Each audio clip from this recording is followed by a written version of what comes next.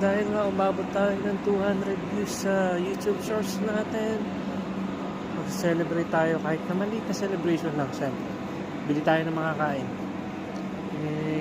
Sa Facebook Reels natin nasa 100 plus na yung views.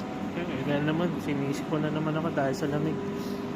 And sadly nga lang sa TikTok wala pang 100 views, pero okay lang yun. Darating yung time na ma-reach din natin yung 100 views. Basta tiyaga lang tayo sa pagka-upload ng mga videos, and sana kahit paano makaisip tayo ng magandang content para mas madaming manood. Siya nga pala, pasensya na kung shaky yung videos kasi ang ginagamit ko is yung TikTok na recorder, kaya shaky, and yung cellphone ko talaga mahina yung stabilization Pero darating yung panahon pag gumanda-ganda na yung views ko tsaka yung mga content, bibili tayo ng phone na kahit papaano is maganda yung stabilization para mas maganda yung record ng mga videos ko, di ba?